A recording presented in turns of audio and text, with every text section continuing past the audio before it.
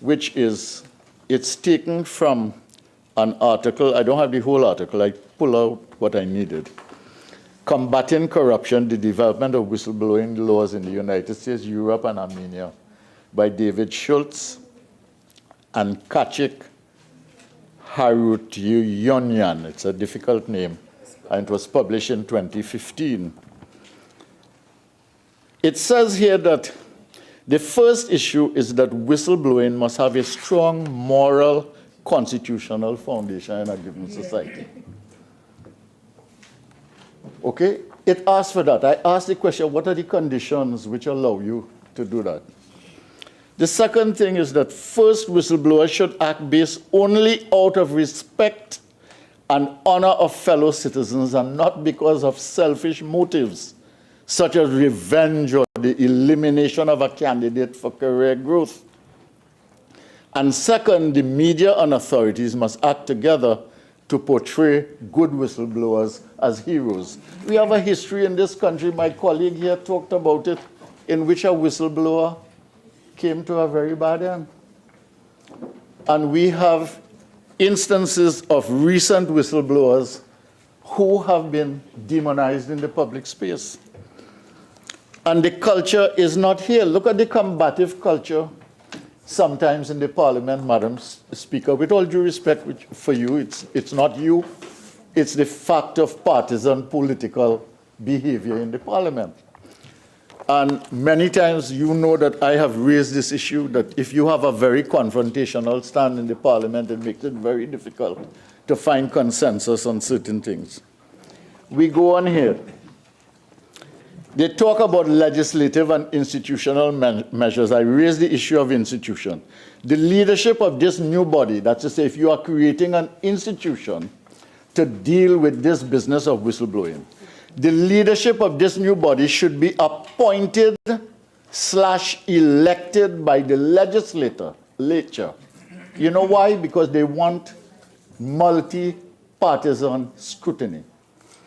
Must be appointed, elected by the legislature, and through a super transparent, inclusive, and cross-society participation procedure in order to gain public trust.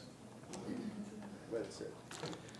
And the leadership of the body should enjoy immunity for the whole period of service, and removal from office should be possible. Member for Caroni Central. The original time is now expired. You're entitled to 15 more minutes to complete your presentation. I'd be grateful. You may proceed. Ma'am, in all truth, I did not even think I would speak for half an hour. But I will make a few points and complete. The leadership of this body should enjoy immunity for the whole period of service, and removal from office should be possible only by a parliamentary decision. You know why? Because you want to protect the people who have the responsibility of protecting whistleblowers. Think of their authority. They have to protect these whistleblowers. So the best way how to deal with a whistleblower, all right, if you have a problem with a whistleblower and you have criminal intent and criminal capacity for power, is to get to one of the people in charge of that, as they have done in other countries in which they have gotten to judges in the system. I mean, we're dealing with the real world here, Madam Speaker. So,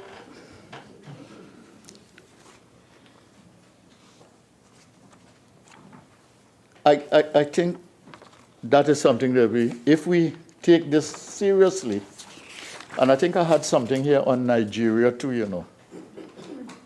Now, Nigeria, as you know, is a country in which corruption does exist, just like here. But they tried to do certain things.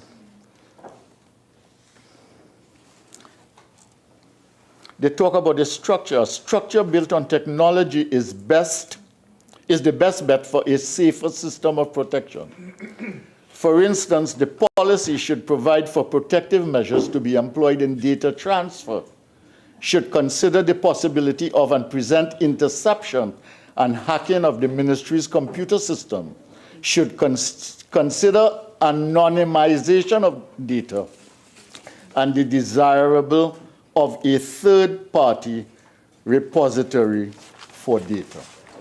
Okay, so they're talking about the protection process.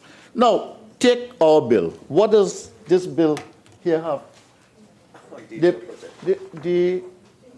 The minister is the person to whom the entities report. And if I'm correct, in this bill is the Minister of National Security. Yes. Yes. Yeah. So, I mean, given the wisdom of other people who have executed this in practice, and the derivatives they are now taking from seeing it work, this is not by interested parties. These are by academics who are looking at the system to see whether it's working, and how it works best. Shouldn't we take a little caution and get this out of political hands and not have the private sector with government and ministers in charge? And it's a society we're building. It's a civilization we want to build. You know, so, Madam Speaker, I've raised some of the issues I want to raise, and I have only one more that I want to raise. This bill does not deal with the question of journalism.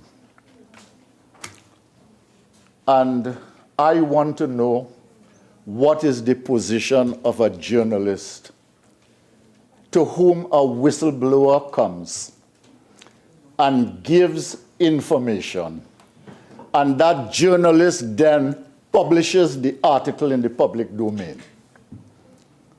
Because I want a clear answer to that question.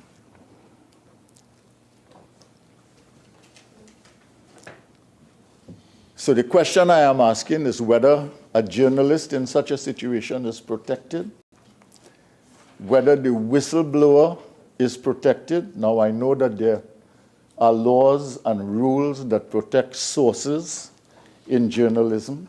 Had that not been possible, Nixon would have seen his full term.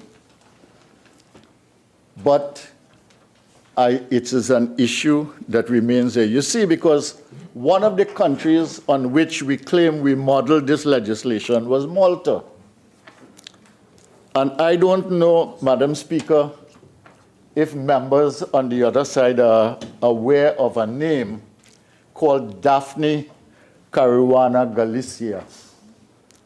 And that woman, who was a journalist, fairly young, who wrote about government corruption, nepotism, patronage, allegations of money laundering. One day she came home in the evening she came from work in the evening to go to her apartment. And what happened was that her entire car blew up with her in it, and she was gone. Up to now, I think they jailed 3 people. I think they have 3 people for trial. I don't know what is going to happen in that particular instance.